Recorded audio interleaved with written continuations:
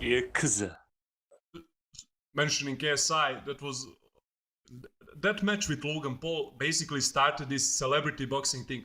So what do you think about that as well? Because, you know, uh, fewer and fewer people were talking about boxing lately. And then that match came and everybody, internet broke, with that match. It wasn't a quality match, let's be honest. But what do you think this celebrity boxing, Jake, Logan, KSI, everyone, do you think it's renovating the boxing in some way?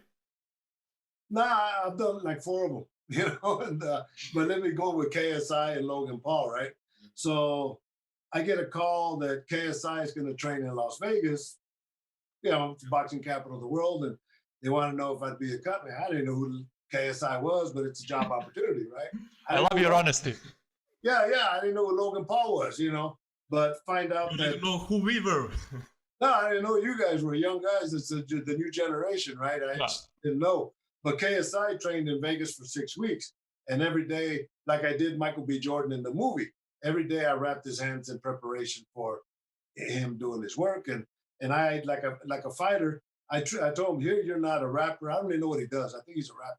I said, but here you're a fighter, and I'm going to treat you like a fighter. Allegedly a rapper. Allegedly. Yeah. Well, see, that's but he probably worth a little bit more than you and I and Peter put together. No, kudos to him. But So I'm not a fan of his rapping, so to speak. Yeah, I've never heard it, so I don't care, Yeah. But it's a thing of social media. Yeah. Right? See, I understand marketing. Marketing is one of the things that got me to the point where I'm at. They are doing it good. No, very good. Yeah, to work with. So I understand, but so when I get the call to work with KSI for 6 weeks, I'm working with them, and finally about the 4th or 5th week, I said, you know what? I'm going to bless you as a fighter, man, because you did everything that a fighter needs to do to prepare for a fight. Not even he was an athlete, just like Jake Paul and Logan Paul. Yeah. They're athletes, so you could mold them a little bit easier. But I didn't know he had 20 million followers. I didn't know Jake Paul had 20 million followers. This shit was blowing my mind. And then Vidal Riley got his 1 millionth follower as we were training, right? Yeah. But they fly us from Las Vegas to Los Angeles, 40-minute flight in a private jet, right? So we land, they take us to a hotel in Beverly Hills. It's like a block away from Rodeo Drive. And I get into my room. That's achievement. Well, listen, I get into my room and my pillowcases have my initials embroidered, right? And I'm pretty cool. Wow, So, but when I get into the arena for the fights, people didn't know who I was. They knew the guys from social media. So I knew I was in a different world. But getting back to the popularity, is it good for that? For someone like the Zone, that they work by prescription or subscription, if they could get 0.5% of these guys' fans to watch the Logan Paul KSI fight, they made a bunch of money, and they did. My Instagram went up just being part of that. So I understand the social media part, and I applaud it. I have no problems with that. Mike Tyson fighting Roy Jones, and you're going to see more of it, and will they come to be part of it? I hope so. For me, it's fun. It's just a different experience in my career of what I've been doing. Yeah, listen, well, based on what I asked you earlier, and I hear what you're saying, that is here to stay. And I think I personally wouldn't buy the pay-per-view for Logan Paul, but that's just me. But kudos to them, because I think that's my problem, like I mentioned with boxing. If I need to get Tank Davis, and I'm a huge fan of, for example, Tank Davis, but if I need to get him 5 years to make the fight with Garcia, then it's like, kind of, I get why the people would go over to this side, because this side gets the shit done, if you know what I mean.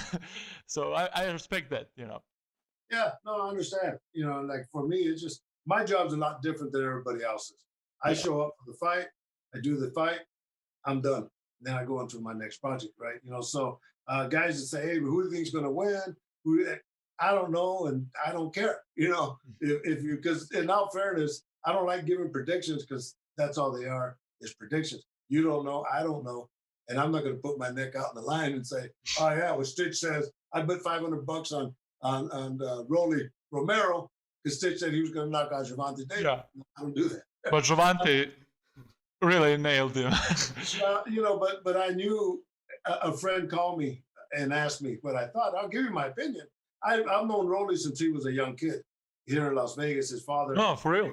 they came from Cuba, and his father used to smoke cigarettes, walk to the gym, spar with these guys, and put these guys out. So he was very, very heavy-handed.